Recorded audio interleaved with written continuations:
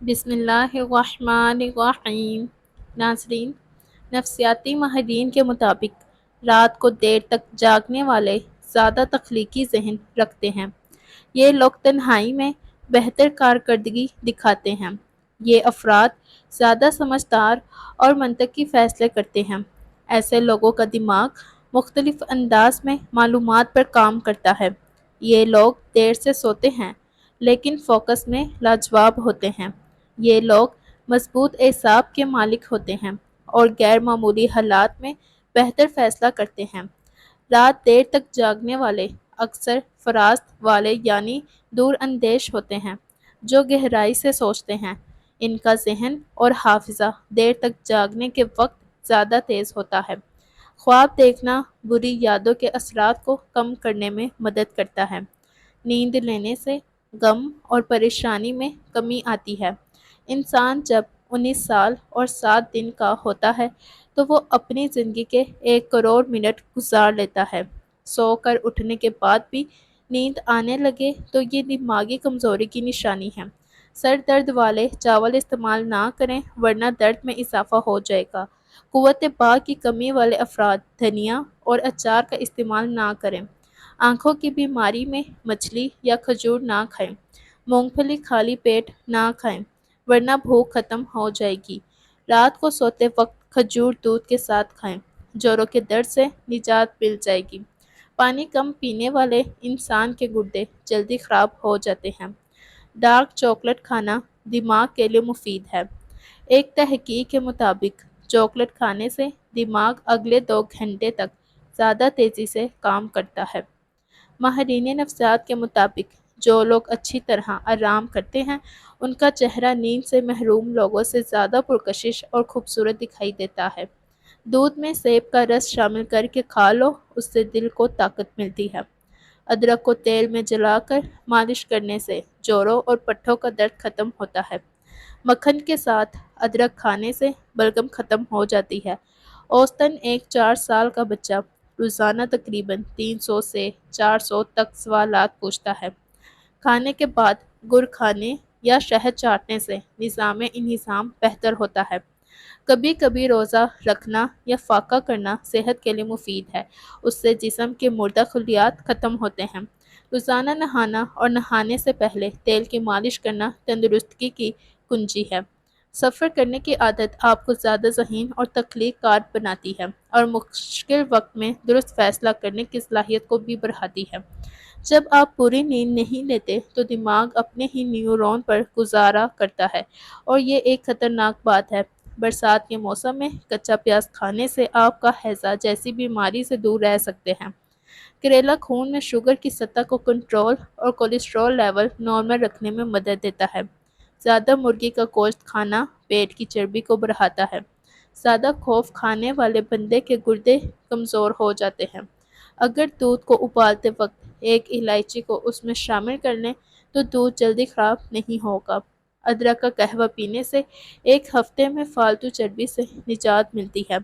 کچا پیاز کھانے سے ماہواری صاف آتی ہے اور درد نہیں ہوتا۔ زخم کی سوجن کو دور کرنا ہے تو پیاز کو جلا کر اس میں ہلدی ملائیں اور ٹھنڈا ہونے پر زخم پر لگائیں۔ انگور کو نمک کے ساتھ کھانے سے پھیپھڑوں کا کینسر نہیں ہوتا۔ 1 گلاس گاجر کے جوس میں 1 چمچ شہد ڈال کر صبح نہار منہ پینے سے یرقان سے نجات ملتی ہے اور چہرہ سرخ اور سفید ہو جاتا ہے۔ رائی کے دانے چبانے سے ڈپریشن کی بیماری دور ہوتی ہے۔ ادرک والا پانی پینے سے رکا ہوا خون حرکت کرنے لگتا ہے۔ جن لوگوں کو خوف، وحشت اور دل تیز دھڑکنے کی شکایت ہو وہ بادیان کے پھول استعمال کریں۔ اگر چھوٹے بچے کو قے آنے لگے تو سونف دودھ کے اندر گرم کر کے پلا دیں۔ زیتون کے تیل کا قطرہ ناف میں ڈال دیا جائے تو بلڈ پریشر کنٹرول میں رہتی ہے۔ اگر گردے میں پتھری ہو تو ناریل کے تیل میں انگور کا رس ڈال کر پئیں۔ یہ گردوں کی پتھری کا بہترین علاج ہے۔ آلو کے خشک ٹکڑے اور آملہ کے دانے لوہے کے برتن میں 1 دن کے لیے بھگو کے رکھیں۔ دوسرے دن اس پانی سے سر دھوئیں اور ایسا ہفتے میں کم از کم 2 بار مسلسل کریں۔ ایسا کرنے سے بال سیاہ ہو جائیں گے۔ لال مرچ کا زیادہ استعمال آنکھوں، معدہ اور جگر کو کمزور کرتا ہے۔ اگر تندرست اور چست اور توانا رہنا چاہتے ہو تو رات کو سونے میں تاخیر نہ کریں۔ مٹی کے برتن میں کھانا آہستہ آہستہ تیار ہوتا ہے۔ اس کے برعکس سلور، سٹیل اور پریشر کوکر میں کھانا جلدی جلدی تیار ہوتا ہے، لیکن یہ کھانا پکتا نہیں بلکہ گلتا ہے۔ تو سب سے پہلے اپنے برتن بدلیں۔ جن لوگوں نے برتن بدل لیے ان کی نظام زندگی بدل گئی۔ کوکنگ آئل وہ استعمال ہے جو کبھی نہ جمے۔ دنیا کا سب سے بہترین تیل جو جمتا نہیں وہ زیتون کا تیل ہے، لیکن یہ مہنگا ہے جیسے ہر کوئی افورڈ نہیں کر سکتا۔ ہمارے جیسے غریب لوگوں کے لیے سرسوں کا تیل ہے۔ سرسوں کا تیل جمتا نہیں، یہ بھی وہ تیل ہے جو ساری عمر نہیں جمتا، اور اگر جم جائے تو اصلی سرسوں نہیں ہے۔ ہتھیلی پر سرسوں جمانے والی بات بھی اسی لیے کی جاتی ہے کیونکہ یہ ممکن نہیں ہے کہ سرسوں کا تیل اصلی ہو اور پھر بھی جم جائے۔ سرسوں کے تیل کی ایک خوبی یہ بھی ہے کہ اس کے اندر جس چیز کو بھی ڈال دے اس کو جمنے نہیں دیتا۔ اس کی زندہ مثال اچار ہے۔ جو اچار سرسوں کے تیل کے اندر رہتا ہے اس کو جالا نہیں لگتا، اور انشاءاللہ جب یہ سرسوں کا تیل آپ کے جسم کے اندر جائے گا تو آپ کو کبھی بھی فالج، مرگی یا دل کا دورہ نہیں ہوگا۔ آپ کے گردے فیل نہیں ہوں گے۔ اسی طرح پوری زندگی آپ بلڈ پریشر سے محفوظ رہیں گے، کیونکہ سرسوں کا تیل نالیوں کو صاف کرتا ہے۔ جب نالیاں صاف ہو جائیں گی تو دل کو زور نہیں لگانا پڑے گا۔ سرسوں کے تیل کے فائدے ہی فائدے ہیں۔ ہمارے دیہاتوں میں جب جانور بیمار ہوتے ہیں تو بزرگ کہتے ہیں کہ ان کو سرسوں کا تیل پلائیں۔ آج ہم سب کو بھی غیر معیاری تیلوں کی بجائے قدرتی سرسوں کے تیل کی ضرورت ہے۔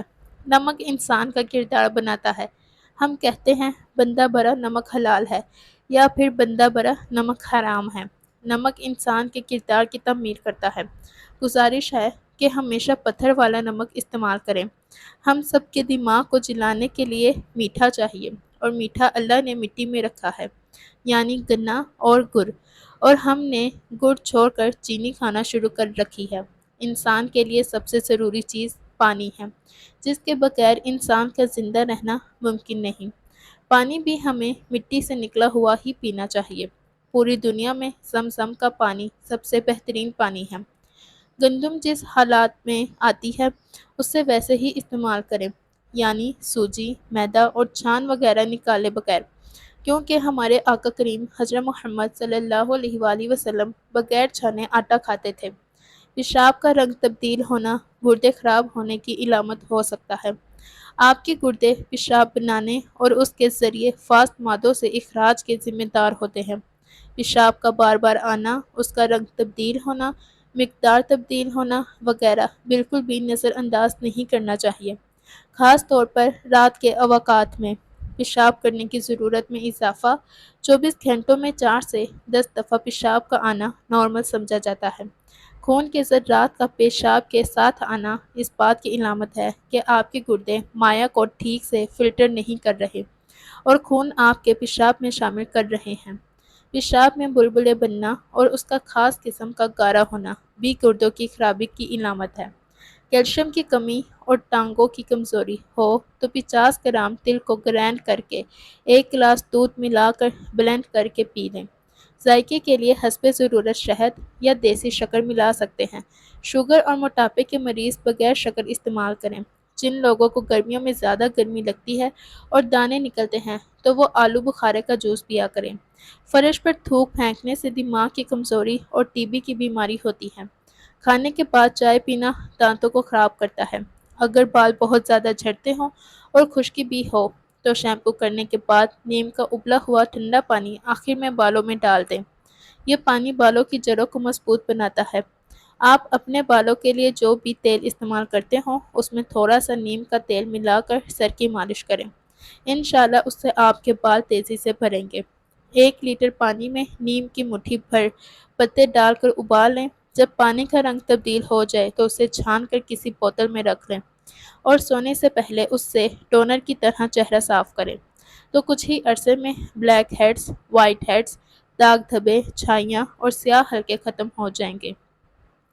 بازار میں نیم کا تیل بھی دستیاب ہے۔ اسے روزانہ رات کو اپنے چہرے پر لگائیں اور صبح ٹھنڈے پانی سے منہ دھو لیں۔ آپ جلد ہی اس کے مثبت نتائج دیکھیں گے۔ اگر ناخنوں میں فنگس انفیکشن ہو تو چند قطرے نیم کے تیل سے ناخنوں کی مالش کریں، اس سے انفیکشن ختم ہو جائے گا۔ چہرے کی رونق نکھارنے اور چہرہ پر رونق بنانے کے لیے نیم کے پتے دھو کر سکھا لیں، پھر ان کو پیس کر پاؤڈر بنا لیں۔ پھر اس پاؤڈر میں گلاب کی پتیوں کا پاؤڈر، دہی اور تھوڑا سا دودھ شامل کر کے پیسٹ بنا لیں۔ اس پیسٹ کو چہرے پر لگانے کے 15 منٹ بعد پانی سے دھو لیں۔ 3 دن تک دوپہر کے وقت کچا پیاز کھانے سے پیٹ کے کیڑے مر جاتے ہیں۔ قوت بھاگ کو بڑھانے کے لیے پیاز کا استعمال نہایت مفید ہے۔ تازہ آملہ کے رس کا ایک کھانے کا چمچہ اور شہد متعدد بیماریوں کا شافی علاج ہے۔ اس کا باقاعدہ روزانہ صبح کے وقت استعمال چند دن میں جسم میں چستی اور توانائی بھر دیتا ہے۔ اگر تازہ آملہ دستیاب نہ ہو تو خشک آملہ کا سفوف شہد میں ملا کر استعمال کرنا مفید رہتا ہے۔ سانس کی بیماریوں میں آملہ بہترین علاج ہے۔ پھیپھڑوں کی طبیعت، دمہ وغیرہ میں خاص طور پر اس کا استعمال اہم ہے۔ وٹامن سی کی بہتات رکھنے کی وجہ سے یہ ذیابیطس پر قابو پانے میں بہت مؤثر ہے۔ اس کا رس ایک کھانے کا چمچہ ایک کپ کڑوے پیٹھے کا تازہ رس ملا کر 2 ماہ تک روزانہ لیا جائے تو لبلبے کو تحریک ملتی ہے اور انسولین کی پیداوار بڑھ جاتی ہے، چنانچہ خون میں شوگر کی مقدار کم ہو جاتی ہے۔ یہ نسخہ استعمال کرتے ہوئے غذا کے پرہیز پر خصوصی توجہ دیں۔ آملے کا استعمال شوگر کے مریضوں میں آنکھوں کی پیچیدگیاں بھی روکتا ہے۔ سفوف، آملہ جامن اور کڑوا پیٹھا ہم وزن ذیابیطس کا عمدہ علاج ہے۔ اس مرکب کا 1 یا 2 چمچہ روزانہ استعمال ذیابیطس کے مرض کو بڑھنے سے روکتا ہے۔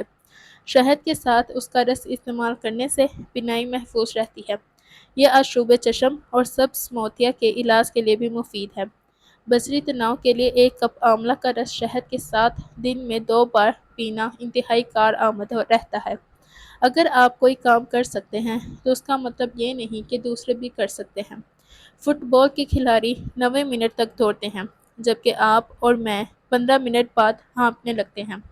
اور اگر آپ 90 منٹ دوڑ بھی لیں تو پھر بھی زمین کے 90% لوگ یہ کر ہی نہیں سکتے ہیں۔ لوگوں کی عقلوں میں فرق ہوتا ہے۔ جو بات آپ کو بدیہی لگتی ہے، ہو سکتا ہے کسی اور کو سمجھنے میں وقت لگے۔ ہو سکتا ہے آپ کو وہ بات سمجھنے میں وقت لگے جو دوسرے فوراً سمجھ جاتے ہیں، یا شاید آپ کبھی سمجھ ہی نہ پائیں۔ اس لیے پالو کوئلو الکیمسٹ کے مصنف میں اور ہم نہیں، اور بل گیٹس مائیکروسافٹ کے مالک ہیں اور ہم نہیں۔ آپ کا خون کی گردش کا نظام اور گردے ایک دوسرے پر منحصر ہیں۔ گردوں میں چھوٹے چھوٹے نفرن ہوتے ہیں جو خون سے فضلہ اور اضافی سالوں کو فلٹر کر دیتے ہیں۔ اگر خون کی نالیوں کی پرتوں کو نقصان پہنچتا ہے تو خون سے صفائی کرنے والے نوفنوں کو کافی آکسیجن اور غذائیت نہیں ملتی۔ اس لیے گردوں کی دوسری بڑی خرابی کی نشاندہی بلند فشار خون ہے۔ اپنے بلڈ پریشر کو کنٹرول رکھیں تاکہ گردوں کے عارضے سے بچا جا سکے۔ فولک ایسڈ سے بھرپور کھانوں کا استعمال کریں۔